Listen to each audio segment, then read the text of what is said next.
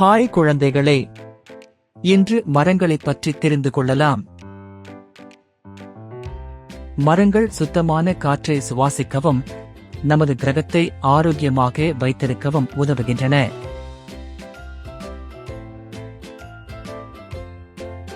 பறவைகள் மரங்களில் வாழ்கின்றன.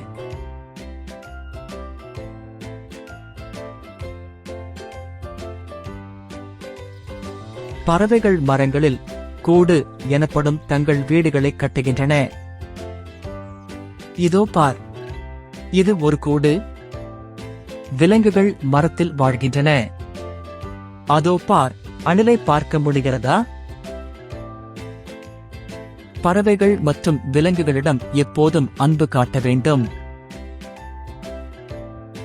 உன்னால் அந்த குரங்கை பார்க்க முடிகிறதா? பழ மரங்களை பார்க்கலாம். ஆப்பிள் மரம்,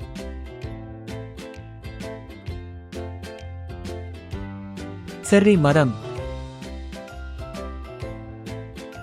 மாமரம்,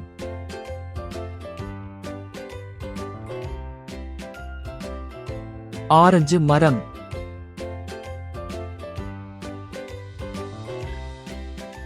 மாதுளை மரம்,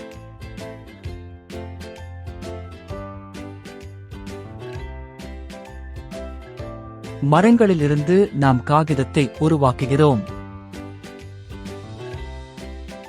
மரங்களிலிருந்து நாம் புத்தகங்களை உருவாக்குகிறோம். வீடுகள் மற்றும் மரச்சாமான்கள் செய்ய மரம் பயன்படுத்தப்படுகிறது. தச்சர் என்ன செய்கிறார்? மரத்தை வைத்து வீடு கட்டிக் கொண்டு இருக்கிறார். தச்சர் என்ன செய்கிறார்? அவர் ஒரு நாற்காலியை செய்கிறார். கோடைக்காலங்களில் மரங்கள் நம்மை குளிர்ச்சியாக வைத்திருக்க நிழல் தருகின்றன.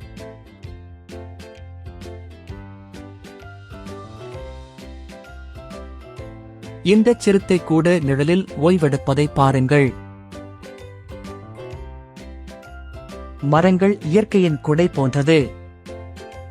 மழை பெய்யும் போது மரங்கள் தண்ணீரை உறிஞ்சிக் கொண்டு வெள்ளத்தை தடுக்கின்றன.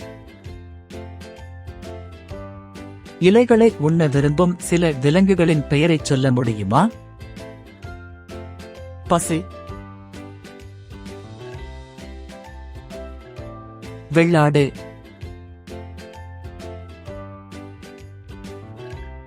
யானை,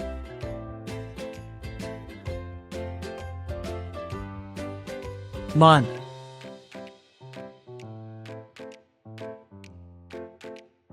ஒட்டகச்சிவிங்கி,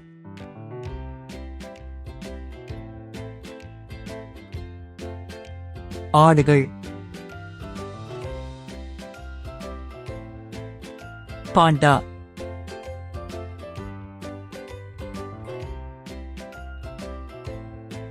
சில மரங்களில் அழகான பூக்கள் இருக்கும்.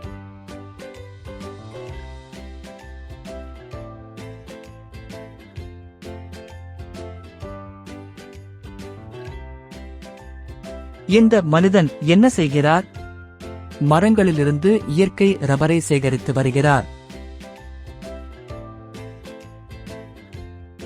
ரப்பர்,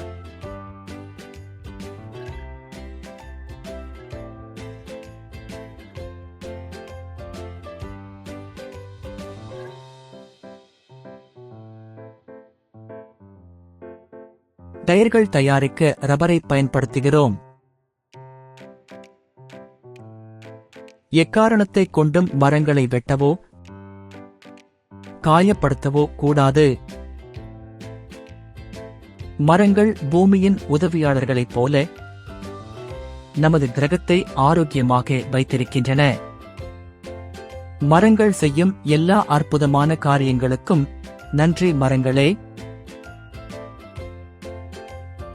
நம் உலகை இன்னும் அழகாக்க புதிய மரங்களை நடலாம்.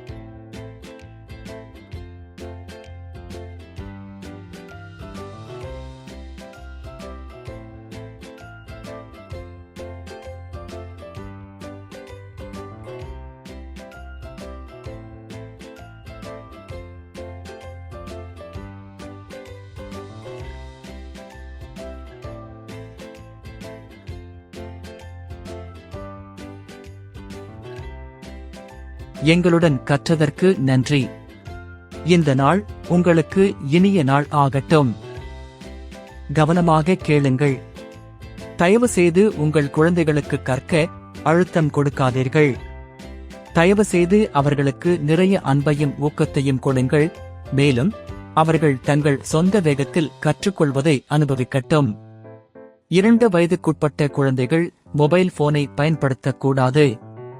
2 - 5 வயதுக்குட்பட்ட குழந்தைகள் ஒரு நாளைக்கு 1 மணி நேரத்திற்கு மேல் மொபைல் போனை பயன்படுத்தக்கூடாது. நன்றி.